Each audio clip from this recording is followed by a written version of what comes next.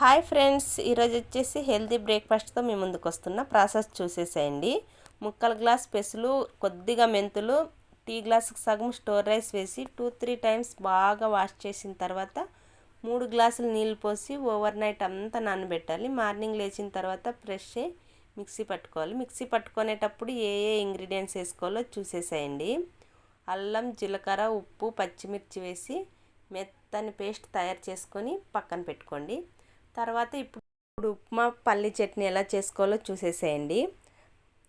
ఒక గ్లాస్ రవ్వ తీసుకొని కొద్దిగా జీలకర్ర వేసి బాగా వేయించి పక్కన పెట్టుకోవాలి. అదే కడాయిలోనే పల్లీలు కూడా వేసి బాగా వేయించి పక్కన పెట్టుకోండి. ఇప్పుడు పాత్ర పెట్టి పాత్ర వేడెక్కిన తర్వాత 3 టేబుల్స్ ఆయిల్ వేసి కొద్దిగా ఆయిల్ వేడెక్కేంత వరకు వెయిట్ చేసిన తర్వాత పోపు దినుసులు వేసి వేయించాలి. వేయించినప్పుడు ఆనియన్స్, కట్ చేసుకున్న ఆనియన్స్ వేసి వేయించండి. కొద్దిగా సాల్ట్ కూడా వేస్తే తొందరగా వేగుతుంది. ఎంతమందికి పెసరట్టు ఉప్మా ఇష్టమో కూడా కామెంట్ చేయండి.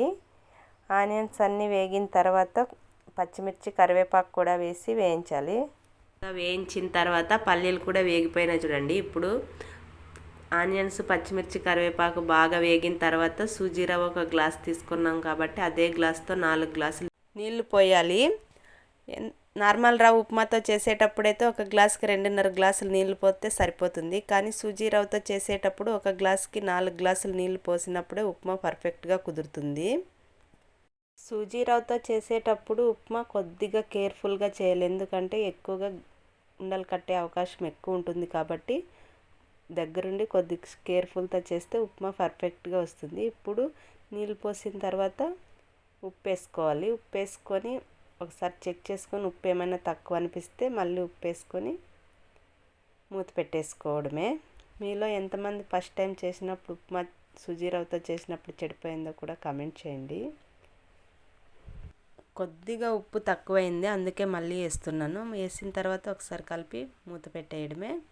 ఇప్పుడు పల్లీలు వేయించి పక్కన పెట్టుకున్నాం కాబట్టి ఇప్పుడు టమాటా, పచ్చిమిర్చి, పల్లి చట్నీ కాంబినేషన్ బాగుంటుంది. అందుకే కొద్దిగా ఆయిల్ వేసి వేయించి పక్కన పెట్టుకున్నా. ఇప్పుడు ఎసురైతే మరలుతుంది చూడండి.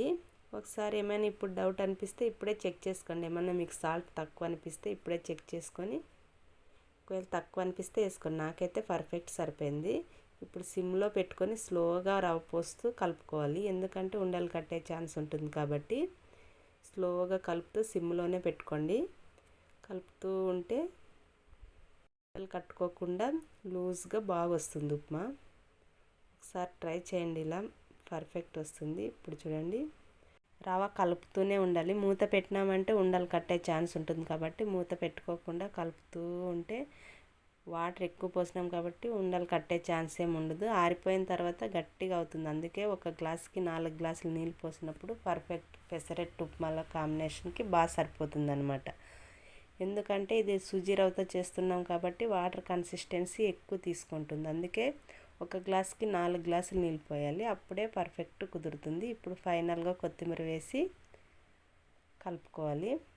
90% రవ్వ ఉడికింది కాబట్టి ఫైనల్గా కొత్తిమీర కూడా వేసినాం కాబట్టి ఒక 2-3 సార్లు కలిపి మూత పెట్టేసుకుంటే సరిపోతుంది. ఒక 5 మినిట్స్ తర్వాత మూత తీసి చూస్తే ఉప్మా రెడీ అయి ఉంటుంది. లూజ్ కన్సిస్టెన్సీతో సూపర్ వచ్చింది. ఉండలు కూడా ఏం కట్టలేదు. మన హోమ్మేడ్ నెయ్యి తయారు చేసుకున్నా కదా, అదే నెయ్యి వాడుతున్నాను. ఎందుకంటే ఇంట్లో నెయ్యి ఎక్కువ ఇష్టపడరు. డైరెక్ట్గా అయితే ఇలా ఉప్మా రైస్ ఏ దాంట్లోకి వేసినా అన్సు తింటుంది, మా ఆయన కూడా తింటున్నాడు కాబట్టి నేనైతే ఇప్పుడు ఫైనల్గా వేస్తున్నా. మీకు ఇంట్రెస్ట్ ఉంటే ముందే కూడా వేసుకోవచ్చు.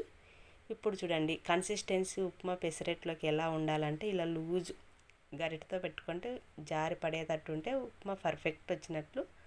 పెసరట్టు కాంబినేషన్ అయితే సూపర్ ఉంటుంది. ఇప్పుడు పల్లి చట్నీ చూసేసేయండి. ఉప్పు, చింతపండు, పల్లీలు వేసి మిక్సీ పట్టుకోవాలి. తర్వాత పచ్చిమిర్చి, టమోటా, కొత్తిమీర కూడా వేసి మెత్తగా మిక్సీ పట్టుకోవాలి. ఇప్పుడు స్టవ్ వెలిగించి ప్యాన్ పెట్టి ప్యాన్ వేడెక్కిన తర్వాత ఇప్పుడు మంట సిమ్లో పెట్టుకొని పెసరట్టు వేసేసుకోవడమే. పెసరట్టు వేసేటప్పుడు ఒక టెక్నిక్, స్లోగా తిప్పుతూ ఉండాలి.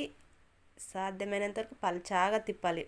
అప్పుడే పెసరట్టు టేస్ట్ పర్ఫెక్ట్ వస్తుంది. హోటల్ స్టైల్లో ఎలా వస్తుందో అలా వస్తుంది చూడండి. ఇప్పుడు ఫైనల్గా ఆయిల్ వేసి మంట ఇప్పుడు హై పెట్టుకోవాలి. హై పెట్టుకోవడం వల్ల పెసరట్టు ఈవెన్గా కాలుతుంది కాబట్టి పెసరట్టు పర్ఫెక్ట్ వస్తుంది. కొద్దిగా ఆయిల్ వేసుకొని కాల్చుకోవాలి. సూపర్ ఉంటుంది. నేనైతే పల్లి చట్నీకి పోపేయను, ఎందుకంటే ఇంకా ఉప్మాలోకి పెసరట్లకు ఆయిల్ వేసింటా కాబట్టి ఆయిల్ ఎక్కువ ఉండకూడదు అన్న ఉద్దేశంతో పల్లి చట్నీకి తిరుపతి వేయడం లేదు. మీకు ఇంట్రెస్ట్ ఉంటే గిన వేసుకోండి. ఇప్పుడు ఫైనల్గా పెసరట్టు పైన ఉప్మా వేసి సర్వ్ చేసుకోవడమే. చూడండి పెసరట్టు పైకి కూడా లేస్తుంది, అంత ఈవెన్గా కాలిందనమాట. ఇప్పుడు పర్ఫెక్ట్ వచ్చినట్లు. ఇప్పుడు ఉప్మా ఈవెన్గా స్ప్రెడ్ అయింది కాబట్టి ఫైనల్గా కొద్దిగా ఆయిల్ చల్లుకొని ఫోల్డ్ చేసేసుకోవడమే పెసరట్టు. ఒకసారి చూడండి ఎలా స్లోగా చినిగిపోయే ఛాన్స్ ఉంటుంది కాబట్టి స్లోగా హ్యాండ్ హెల్ప్తో అలా చేసుకుంటే సరిపోతుంది. ఎంత ఎమ్మీగా వచ్చిందో కదా. ఇప్పుడు సింగిల్ పెసరట్టు వేసుకుందాం. చూడండి సేమ్ సిమ్లో పెట్టుకొని స్లోగా తిప్పుకోవడమే, అప్పుడే పర్ఫెక్ట్ వస్తుంది. రోస్ట్గా కాల్చుకోవాలి, ఆయిల్ కొద్దిగా వేసుకొని కాల్చుకుంటే అప్పటికప్పుడు తింటే పెసరట్టు సూపర్ ఉంటుంది. ఇప్పుడు దోశ ఇడ్లీ కాకుండా 15 రోజులకు ఒకసారి అయినా హెల్తీగా పెసరట్టు చేసుకొని తినండి. First time long video upload చేస్తున్నా కనుక ఏమైనా మిస్టేక్స్ ఉంటే కనుక కమెంట్ చేయండి. మరిన్ని హెల్తీ రెసిపీతో మీ ముందుకు వస్తున్నా కనుక ప్లీజ్ డూ సబ్స్క్రైబ్. రండి కమెంట్ బాక్స్లో మాట్లాడుకుందాం. మరి ఇంకేంటి విశేషాలు? ఉండనా మరి. పెసరట్టు ఎలా వచ్చిందో చూడండి, క్రిస్పీగా ఇలా వస్తుంది. ప్లెయిన్ పెసరట్టు ఎంతమందికి ఇష్టం కూడా కమెంట్ చేయండి. Thank you. మరి ఉండనా, బాయ్.